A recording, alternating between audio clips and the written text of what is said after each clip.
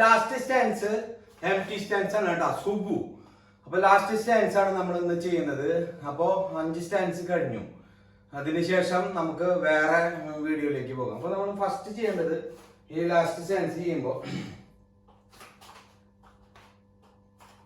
M T stance ചെയ്യുമ്പോൾ എന്താ ചെയ്യണമെന്ന് വെച്ച് കഴിഞ്ഞാൽ നമ്മള് ഇപ്പൊ ഇതേ പൊസിഷനിൽ ഇരിക്കണം. ഗോ ചെയ്യുന്നു.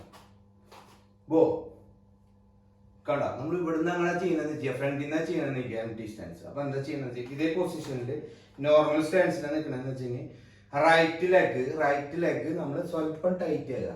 ടൈറ്റ് ചെയ്തിട്ട് ബെൻഡ് ചെയ്യുക, മുട്ട് വളയ്ക്കുക. മുട്ട് വളച്ചിട്ട് ഈ കാല് ഫ്രണ്ടിലെ കാല് ലൂസാക്കി ഫ്രണ്ടിലേക്ക് എടുത്തു വെക്കണം. അപ്പോൾ ഈ കാലിന്റെ മുട്ട് വളച്ചിട്ട് ഇതേ പൊസിഷനിൽ ഇങ്ങനെ ഇരിക്കുക. അപ്പൊ നമ്മൾ ബ്ലോക്ക് ഒക്കെ ചെയ്യുന്നത് ഇങ്ങനെ ഇരിക്കുക. അപ്പൊ ഈ കാല ചെയ്യുന്നതെന്ന് വെച്ച് കഴിഞ്ഞാൽ ഇപ്പൊ നമ്മള് റൈറ്റ് സൈഡ് ചെയ്യുമ്പോൾ റൈറ്റ് സൈഡ് ചെയ്യുന്നതെന്ന് വെച്ചാൽ റൈറ്റ് കാല് ഫ്രണ്ടിൽ വരുന്നുണ്ടെങ്കിൽ ലെഫ്റ്റ് കാലിന്റെ നീ ബെൻഡാക്കുക, ഫ്രണ്ടിൽ കയറ്റിയിരിക്കുക. ബ്ലോക്ക്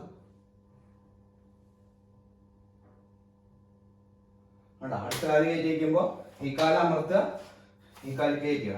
ഈ കാല് കയറ്റി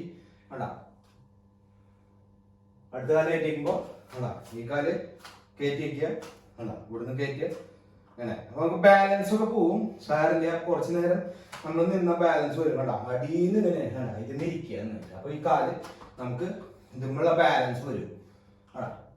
അടുത്ത കാല് കയറ്റിയിരിക്കുമ്പോ ഇത് അമർത്തുക, അടുത്ത കാല് കയറ്റിക്കണ്ട. ഇപ്പൊ ഇവിടുന്ന് അങ്ങനെ ചെയ്യണമെന്ന് നിൽക്കുക. ഫോർവേഡ് സ്റ്റാൻസിന്ന് നമ്മൾ പഞ്ച് ചെയ്ത് നിൽക്കണമെന്ന് വിചാരിക്കുക. ഇനി നമുക്ക് റെസ്റ്റിംഗ് സ്റ്റാൻസ് ആക്കണമെന്നുണ്ടെങ്കിൽ നേരെ കാല് കയറ്റിട്ട് അടുത്ത കാല് കയറ്റിട്ട്